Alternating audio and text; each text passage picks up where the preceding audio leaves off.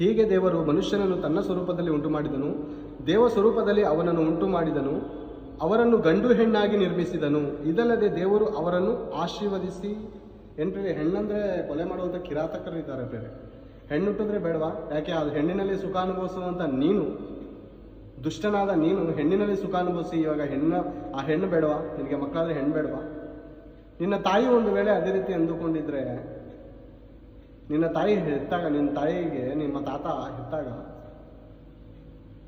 ನಿನ್ನ ತಾಯಿ ಕೂಡ ಒಂದು ಹೆಣ್ಣು ಅಂದ್ಕೊಂಡು ಆ ದಿನ ಆತನ ಸಾಯಿಸಿದ್ರೆ ಆತಳಿಗೆ ನಿನ್ನ ಅವ್ರ ಗರ್ಭದಲ್ಲಿ ಹುಟ್ಟುಬರಕ್ಕಾಗ್ತಾ ಇದ್ದ? ಮೂಢ, ಅರ್ಥ ಮಾಡ್ಕೊ. ನಿನ್ನ ತಾಯಿಗೆ ಅವರ ತಂದೆ ತಾಯಿಗಳು ನನಗೆ ಈ ಹೆಣ್ಣು ಬೇಡ ಅಂದುಕೊಂಡಿದ್ರೆ ಅವ್ರ ಗರ್ಭದಲ್ಲಿ ಹುಟ್ಟುಬರಕ್ಕಾಗ್ತಾ ಇದ್ದ? ಸಾಧ್ಯವಿಲ್ಲ ಅಲ್ವಾ? ಮತ್ತೆ ಯಾಕೆ ಹೆಣ್ಣು ಕಂಡ್ರೆ ಅಷ್ಟೊಂದು ದ್ವೇಷ? ಯಾಕೆ ಹೆಣ್ಣು ಕಂಡ್ರೆ ಅಷ್ಟೊಂದು ಕಾಮದ ದಾಹ? ಹೆಂಡತಿಯಲ್ಲಿ ಪರವಾಗಿಲ್ಲ, ಸುಖವಾಗಿರಲಿ, ಕಂಡ್ಕಂಡಂಥ ಹೆಣ್ಣುಗಳಲ್ಲಿ ಯಾಕೆ? ಅದೇ ರೀತಿ ಹೆಣ್ಗೂ ಕೂಡ ಹೇಳ್ತೇನೆ, ಕಂಡ್ಕಂಡ ಪುರುಷರಲ್ಲಿ ಯಾಕೆ ದಾಹ?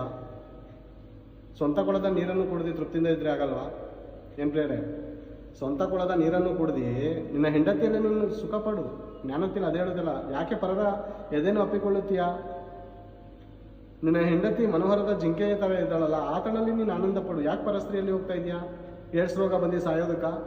ಹುಳ ಬಿದ್ದು ಸಾಯೋದಕ್ಕ? ಬರ್ಬಾದ್ ರೋಗ ಬಂದು ಎತ್ಕೊಂಡು ಹೋಗೋದಕ್ಕ? ಇರುವಂಥ ಹಣಗಳೆಲ್ಲ ವೇಷವಾಟಿಕೆ ಮಾಡಿ ಹಾಳಾಗಿ ಭಿಕಾರಿಯಾಗಿ ಅಲಿಯೋದಕ್ಕ?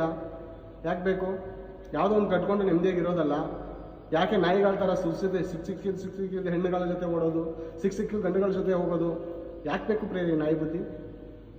ಒಬ್ಬಳಲ್ಲೇ ತೃಪ್ತರಾಗಿರ್ಬೋದಲ್ವಾ? ಈ ದುಷ್ಕಾರ್ಯ ಮಾಡುವಾಗ ಇರುವಂಥ ರಕ್ತಗಳೆಲ್ಲ ಖಾಲಿ ಮಾಡಿಕೊಂಡು, ರಕ್ತ ಎಲ್ಲ ಸಿಕ್ಕ ಹೆಣ್ಮಕ್ಳ ಜೊತೆ ದಾನ ಮಾಡ್ಕೊಂಡಿದ್ರೆ ಒಂದು ದಿವಸ ನಿನಗೆ ರಕ್ತ ಇಲ್ಲ, ಒಂದ್ಸರಿ ಭಿಕಾರಿ ಥರ ಸಾಯ್ಬೇಕಾಗುತ್ತೆ, ಬೀದಿ ನಾಯಿಗಳ ಥರ ಸಾಯ್ಬೇಕಾಗತ್ತೆ ರೋಗ ಬಂದು. ಅದಕ್ಕೆ ಇರುವಂಥ ಸ್ತ್ರೀಯಲ್ಲೇ ತೃಪ್ತರಾಗಿರೋಣ ಪ್ರೇರೆ, ಹೌದಲ್ವಾ? ಒಂದು ಚರ್ಮ, ಈ ಚರ್ಮ ಇದು ನೋಡಿ ಪ್ರೇರೆ, ಸುಲಿದ್ರೆ ಎಲ್ಲ ದೇಹ ಒಂದೇ ಥರ.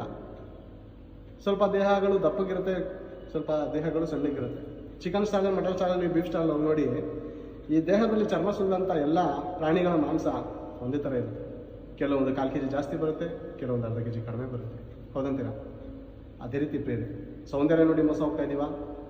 ಜ್ಞಾನೋಕ್ತಿ ಹೇಳುತ್ತಿಲ್ಲ ಪ್ರೇರೆ 31ನೇ ಅಧ್ಯಾಯ, ಸೌಂದರ್ಯವು ನಚ್ಚತಕ್ಕದ್ದಲ್ಲ, ಲಾವಣ್ಯವು ನೆಲೆಯಲ್ಲ, ದೇವರಲ್ಲಿ ಭಯಭಕ್ತಿ ಉಳ್ಳವಳೇ ಸ್ತುತಿಗೆ ಪಾತ್ರ.